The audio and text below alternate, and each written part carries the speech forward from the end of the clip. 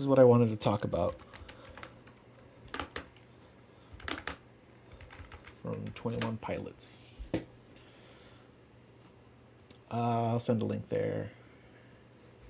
Let me make a little thing here.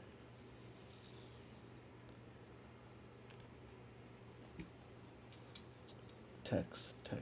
So if anyone comes in, I want them to know what is up. Denny's.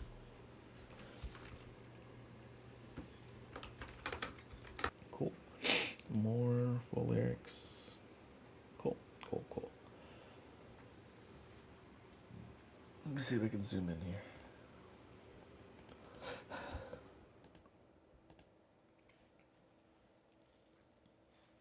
There we go.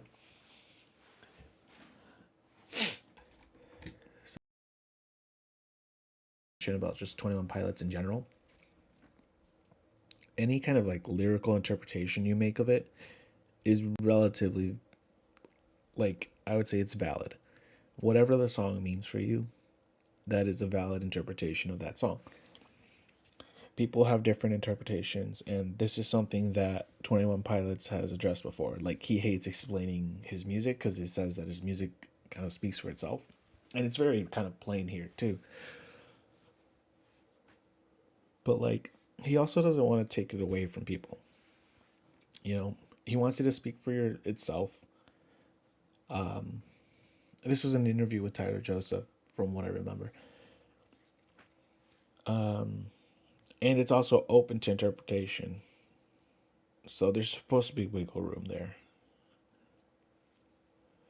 So what I'm trying to say is my interpretation is valid and your interpretation is also valid. And it's not one or the other. They're just words and we're reading them and we create meaning from them. That's kind of like how language works and how songs are going to work too. Okay, so with that out of the way, now is the climax to the story that gives the demons and angels purpose. And I love the way he says it there too. That gives the demons and angels purpose. Like, it's not, like, it's kind of resentful. They fly around while we are walking and mold our emotions just to please them. Okay, first line, demons and angels are an external thing. They're up around, they're flying around while we are walking. So they're like watching over us, and they're supposed to be external forces outside of like what is physical. So my interpretation is that demons and angels are the symbols for what is right and wrong at an external place outside of you. It doesn't come from within because it gives them purpose. It means they have power because we kind of give it to them. Climax to the story is kind of like a turning point where you make a decision about what is right and what is wrong. And when you make your decision based off of the external forces of what society tells you is right or wrong, and this society could be parts of it. It could be your church, it could be your school, it could be your religious groups. And they don't come from within. You don't kind of trust yourself to make these decisions of what's right and wrong all the time. Some people can, and that is where this song kind of gets into. And mold our emotions just to please them. So they shape us inside. And they're kind of influencing us. And it's to serve the external force. It's not to really serve ourselves. Okay. Next verse.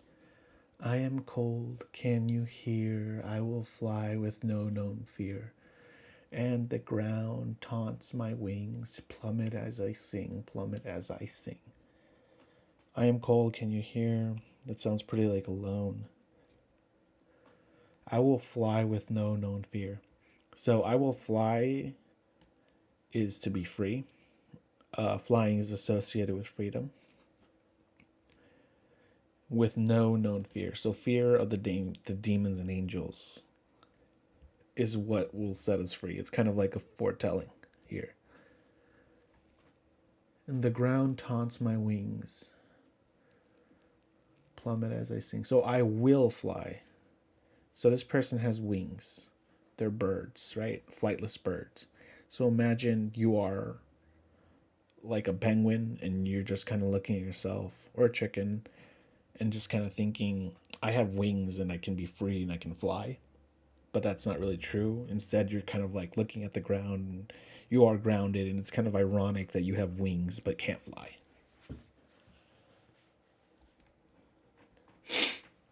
So this gets a little less abstract and more concrete. We are an isle of flightless birds. We find our worth in giving birth and stuff. We're lining our homes against the winding roads, and we think the going is tough. We pick songs to sing, remind us of things that nobody cares about, and honestly, we're probably more suicidal than ever now. So yeah, like this previous verse kind of put it off. This is explaining it here. We are an isle of flightless birds. So we find our worth in giving birth and stuff. So, the structure for life is kind of like passed down in ideas to everyone. And like, let's have the family, giving birth and stuff, lining our homes against winding roads, living in a suburb, having your own house, having, you know, the the picket fence, the driveway, and all that. We think the going is tough. I'm not really sure. I think this means that life is struggle and that it's supposed to be that way. But yeah, I'm not 100% sure what this line is supposed to mean. We pick songs to sing, remind us of things that nobody cares about. So there's traditions that are passed down in stories and in music. So we choose songs to sing, remind us of things that nobody cares about. So they kind of like implement values that you don't really care. Sometimes this could be like a church that focuses heavily on praising God and Jesus. But like, there's more to life than that. You can live a more secular life. And then think of this idea, but like in other institutions, like work. We don't really have work songs, but like we have traditions about work and ideas about work. That there's the sayings of if you love what you do for a living, you don't work a day in your life, and just kind of like do what you love, and like attaching your value or attaching yourself as a person, find our worth in something like work as an institution, the workforce, or school, academia. Putting your worth onto that is, and especially if you don't really enjoy it or care about it genuinely, honestly, and authentically, it's gonna drive us insane. It's gonna drive us down a depressive life. Like, could you imagine attaching your worth to your job and you don't enjoy your job, but perhaps you enjoy your hobby more and you want to attach your worth to that instead? And yeah, the next line kind of goes down that downward spiral of like how if you attach your values to what society says, those angels and demons around. So this is how the next verse goes. If you decide to live by what you think's wrong and what's right, believe me, you'll begin to wish you were sleeping, you were weeping, will creep in your head and you'll cry. But if we wake up every morning and decide what we believe, we can take apart our very heart and the light will set you free. Decide to live by what you think wrong and right. So you have to have that decision inside. It has to come from you about what's wrong and right, not the angels and demons. But if you decide to live by those angels and demons, he's warning you'll wish you were sleeping, and then the crying that you have inside will creep up in your head and like actually manifest itself. But then there's a different approach. Instead of doing that, what if we wake up every morning and decide to do what's wrong and what's right? Oh, I'm sorry, I misspoke. Wrong and right is demons and angels, and what you think's wrong and right.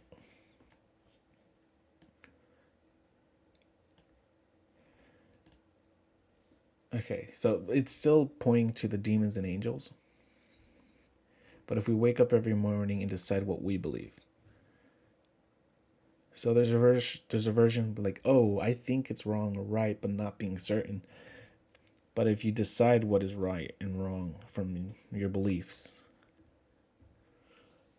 versus, what you're thinking or what you're told to think, we can take apart our very heart and the light will set us free. So sometimes what we believe inside goes against what we think is wrong and right from the institutions. And that kind of puts us in turmoil. It puts us in conflict.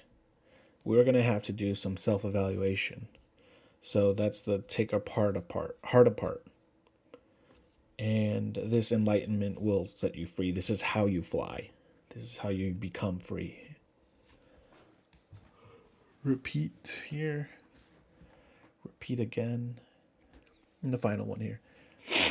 How frustrating and so degrading. His time we're wasting, and time will fly by, and the sky will cry as light is fading, and he is waiting, oh so patiently, while we repeat the same routine as we will please comfortability.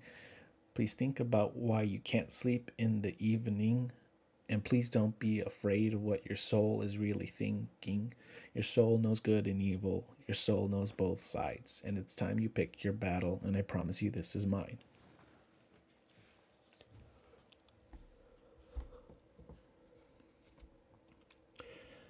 His time we're wasting.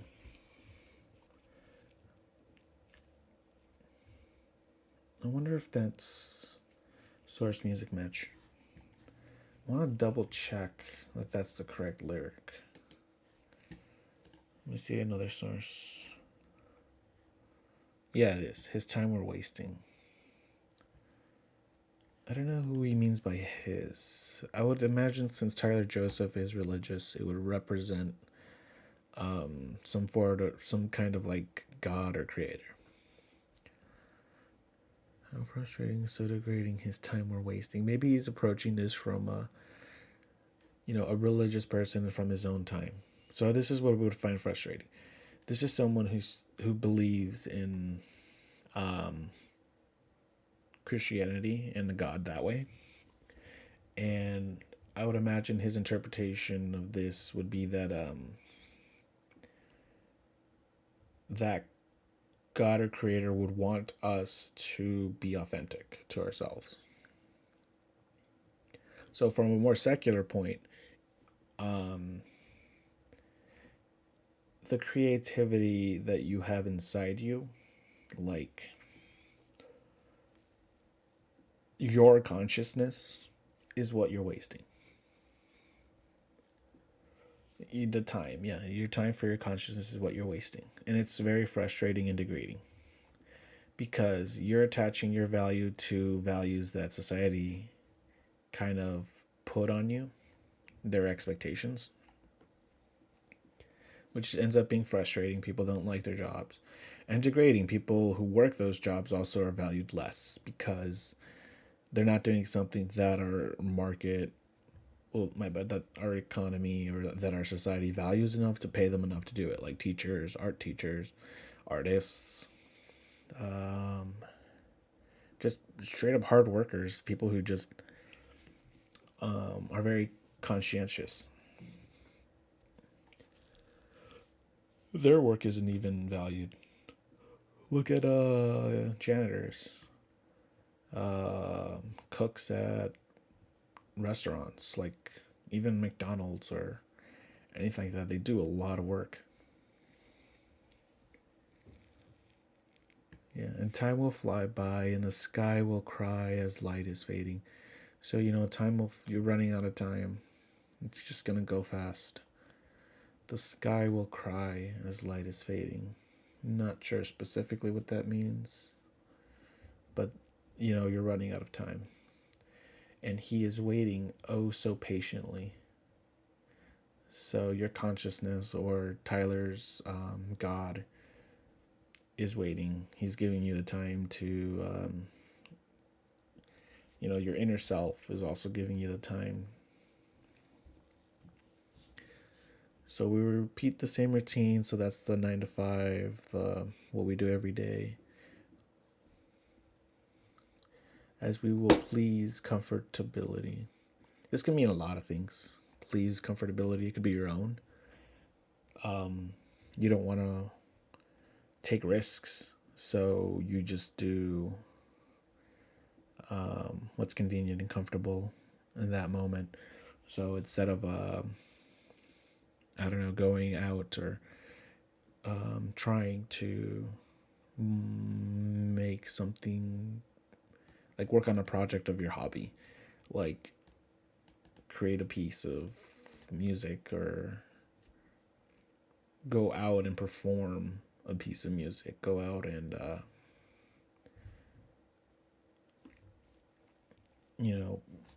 risk embarrassing yourself or ostracizing yourself from society, getting out of your comfort zone. Because it's somewhere inside of you, to be authentic to yourself, you would have to get outside of these norms. Please think about why you can't sleep in the evening, promoting self-reflection. If you feel sad and that life sucks, just kind of think about why. Don't be afraid of what your soul is really thinking. So trust yourself inside, because you know both sides. You know good and evil.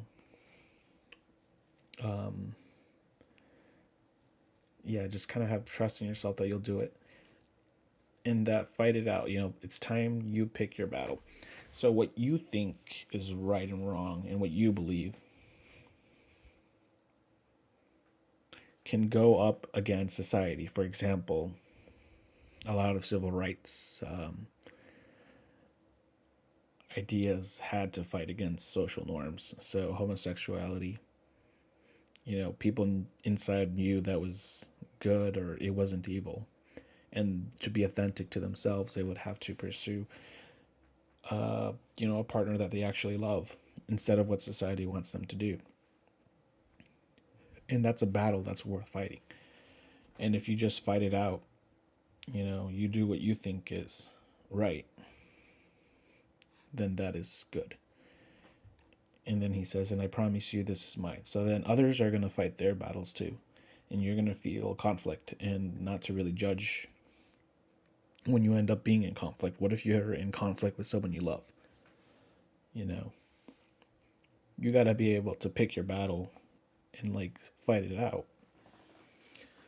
Because at the end, you may realize that you both understand each other more. And that you wouldn't reach that unless you had conflict. Yeah, I'm glad I got that out. I really love this song, and it really makes me think. It provokes something inside me that just it's emotional and comforting.